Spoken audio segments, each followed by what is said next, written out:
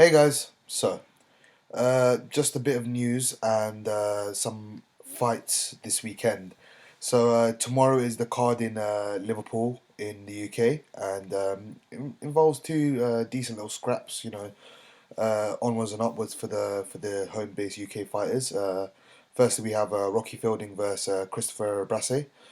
Rebrasse is well known over on these shores for giving George Groves a decent night's work. Also, Callum Smith, he's fought him, and Callum Smith dropped him with a body shot, actually, and George Groves didn't drop him. So there's comparison there. Rocky Fielding will be compared with his other two peers in the UK. So it's a decent little scrap. To be fair, the betting odds have been very favourable towards Rocky Fielding, especially after his last defeat was it's very surprising. I think Rebrasse could be a lot tougher than expected. Um, for me, people are going to underestimate Christopher Rebrasse. He's a very light puncher. Don't get me wrong, but his game, he comes forward. He can take a punch. You know, so he'll give Rocky Fielding a thorough examination, and if Rocky's not at his best, and it's a tough fight to come back into, he might struggle a bit. I'd expect Rocky to win, but just only because I think he has that slightly more upside.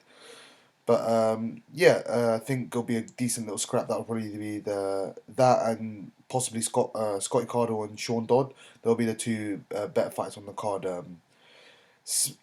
As for the next fight, the main event will be Callum Smith versus Hedilla Mouhamadi. Um, Callum Smith wins this. He is the mandatory for the WBC super middleweight title, which is being actually contested in America by Lucien Butte and champion Badou Jack.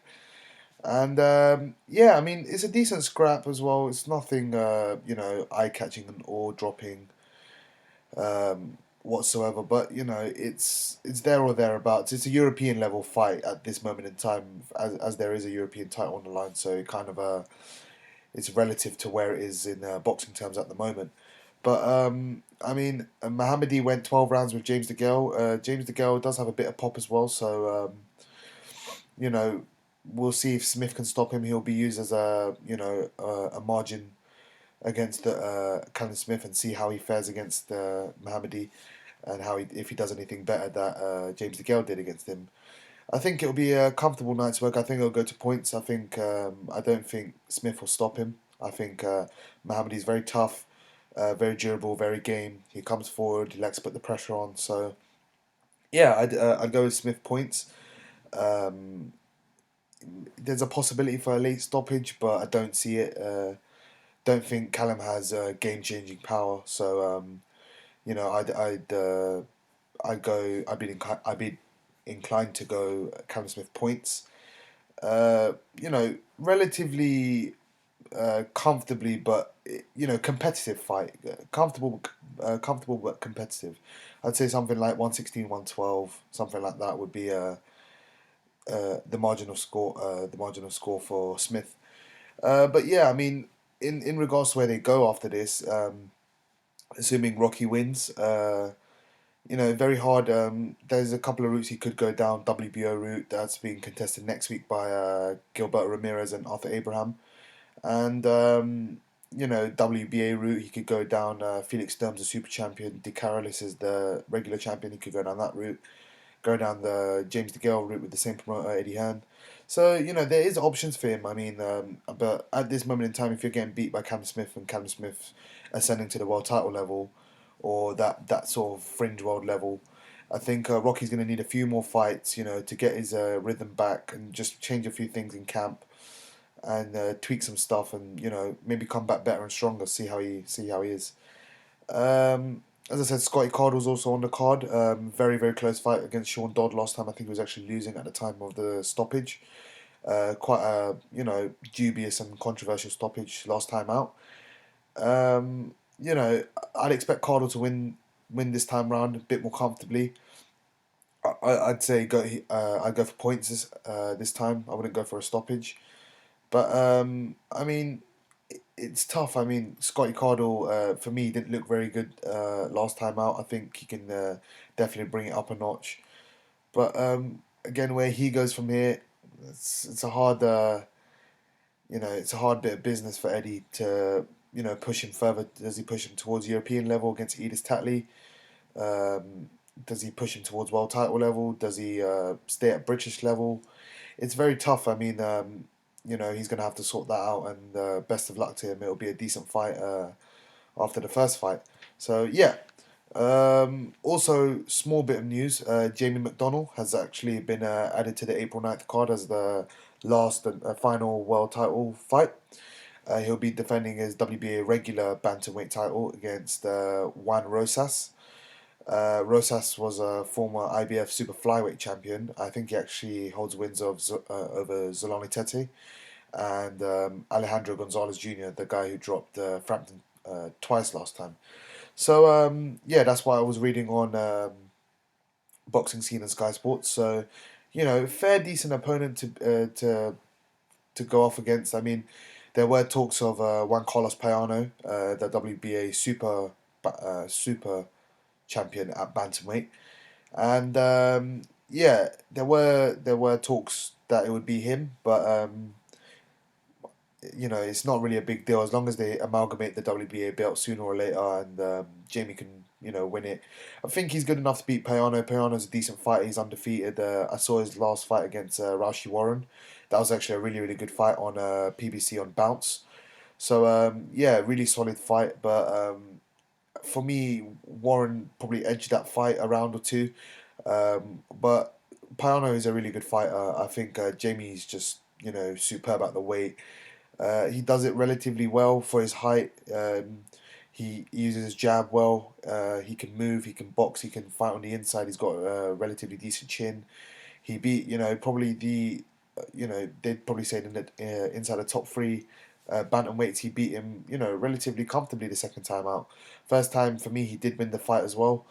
Um, that's not me being biased, but I think he did win the first fight just very very close, razor thin.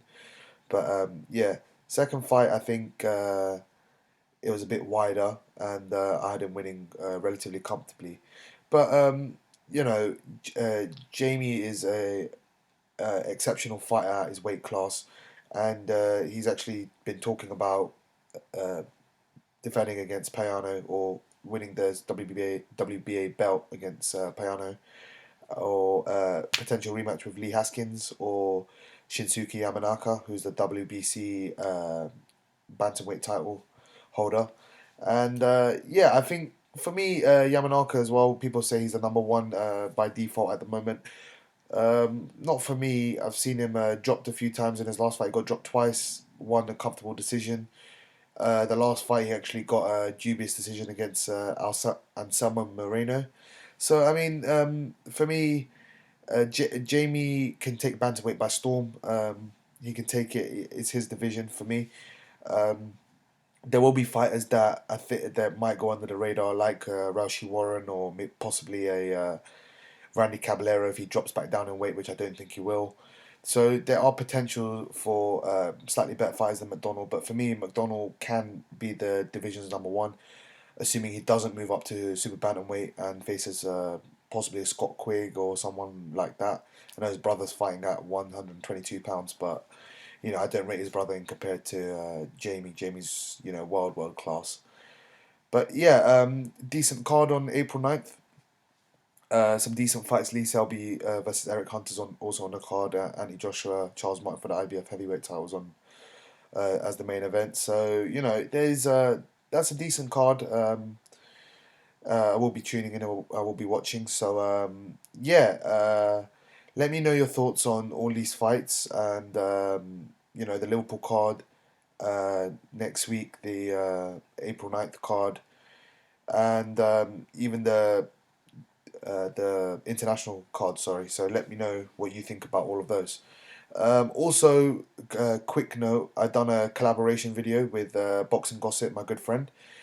So if you want to hear about last week's fights, Eubank Jr., Blackwell, Andre Ward, Sullivan Barrera, and Luke Campbell Sykes and Kevin Bizier, where they all go from here, and a few other tidbits and stuff. Also, we talk about the Arthur Abraham Ramirez fight and Bradley Pacquiao, Lomachenko Walters. So yeah, if you want to check that out, please do feel free. It's on the channel. It's also on Boxing Gossip's channel. Go check him out. Fantastic YouTuber. Really enjoy his content as a fan, not only as a friend. So yeah, go check his channel out, and yeah, please leave a thumbs up if you enjoyed this video, and subscribe, share the video so it gets out to more boxing fans and a larger audience. And yeah, anything else, tweet me, PM me, and comment as usual. Yeah, take care, guys, and yeah, peace.